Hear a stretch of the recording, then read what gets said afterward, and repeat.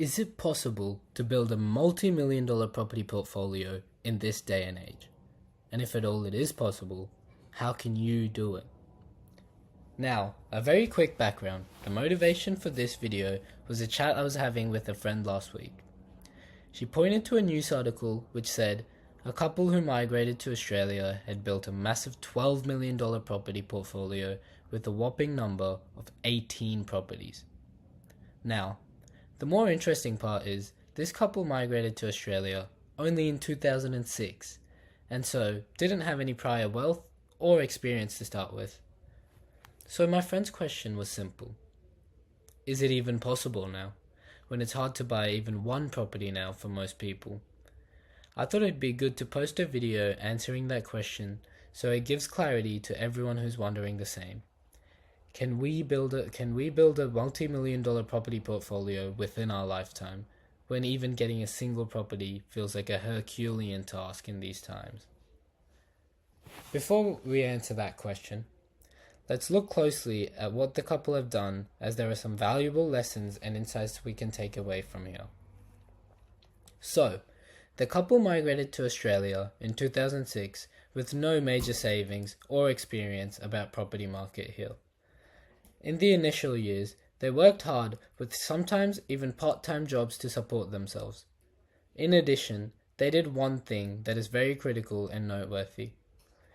If you're thinking I'm going to say they started their saving for the first deposit, no, that isn't it. But what they did was they invested in themselves.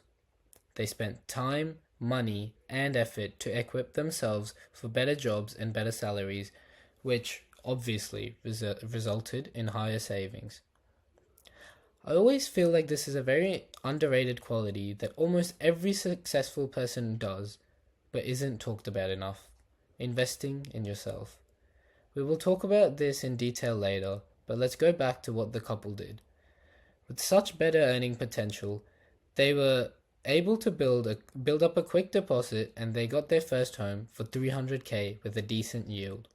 The property grew, they withdrew equity, made the deposit for the second property, bought again. Then, they never looked back. They rinsed and repeated this cycle to end up with 18 properties and an eye-watering $12 million portfolio. One significant thing to note is that they never bought a house for themselves. Yep, you heard it right. They're still living in a rented property in spite of owning 18 homes. That's one of their strategies to grow their portfolio faster, which has clearly worked for them. It's great and inspiring to read such good news, rags to riches stories, isn't it? But let's come back to our critical question of the video. Is it still possible now? Can you and I build a multi-million dollar property portfolio now? I'm emphasizing the now because things have changed a lot over the past few years. Okay. So let us first break it down and see what roadblocks we have in replicating this strategy now. Challenge number 1. The biggest and difficult challenge in replicating this property strategy: affordability. Property affordability has gotten so much worse over the past few years, especially after COVID. Median house price in Australia 20 years back was just $350,000. Just $350,000. Now it's nearing $1 million. For example, you could have gotten a nice house in Sydney suburbs for $500,000. Now you need to shell out $1.5 million or more for the exact same house. But wait, some people might have a counter argument saying even salaries have increased, which is true partially. Salaries have grown as well, but at a much slower pace than property prices. House price to household income ratio earlier was around 11. Now, it's grown to 17. In even simpler terms so that it's easier to understand, the average amount of time you needed to save a 20% deposit if you had an average salary was just 6 years. But now, you need to work 11 years just to save that deposit. So, that is you toiling in your job for an additional 5 years just to get your deposit saved. That's just ridiculous, isn't it? So, houses not being as affordable like earlier has made it very hard for many people to even get their first property, leave out building such a big property portfolio. The second biggest challenge, finance. Over the years, APRA and the banks have tightened their lending rules. They've done the right thing, so people don't overstretch themselves and banks are protected. But what that means for property investors is that they can't avail bank loans as easily as they could earlier for multiple properties. When you buy your first investment property, your borrowing power might drop drastically, making it very hard to buy the next, unless you are in a super income bracket like a surgeon. So, these challenges have made it very hard to build a multiple property portfolio now. But is it all doom and gloom? And is the answer to our question of can you build a multi-million-dollar property portfolio a big no? No, certainly not. You can still do it. It's just a lot harder. But when you have smart strategies and the path for executing them, you can certainly achieve it. Let me give an outline of that now. First one, better income. As I explained earlier, improving your income by adding a second job, having a part-time or side hustle will still work wonders. Consider the stock market also.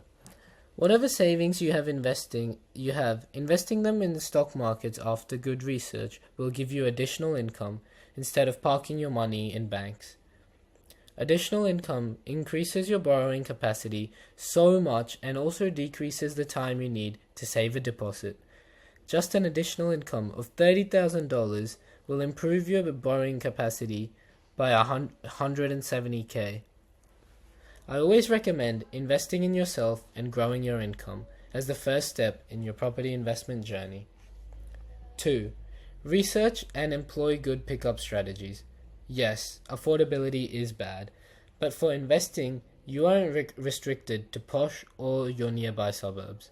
Expand your search with all the quality research tools and digital forums and recommendations available so readily you can identify high-growth, high-yield suburbs across the country at any price point even now. Do you know that many suburbs in Australia still have a median of $400,000? But do remember one important point. Just don't pick up properties that are cheap, but properties that are value for money and are primed for growth. 3. Use better structure and finance strategies. It's imperative you have a good mortgage broker and accountant in your team.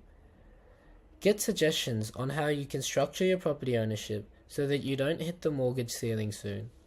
There are several ways to do it, and do your research on it. Get tips from an experienced and knowledgeable broker who has worked on similar strategies. 4. Think different. Don't run with the crowd and try to replicate 20-year-old strategies chasing low yields in same residential markets and try to build your portfolio from there. See if you can diversify into commercial, which has higher yields and lower barriers for financing. Think if you can get higher yields with NDIS or defense properties. Can you spend time and do Airbnbs or co-living properties where you can let it out to students where the rental yields can be very, very high? After all, the end goal is higher net worth, and it need not be the same old residential portfolio which might not even work anymore. Also remember, you don't need to have 20 low-value properties to have a multi-million-dollar portfolio. You can achieve that even with a few handful of properties. A good quality and a proper strategy matters. So work on that. You can do it and can certainly build a multi-million-dollar property portfolio soon. I will talk about each of these lucrative strategies one by one in more detail in my forthcoming videos. It sure has worked for a select few and will work for you as well. Until then, it's goodbye from me. Please subscribe and like the video. Post your feedback, clarifications, criticisms in the comments, and we're open to it.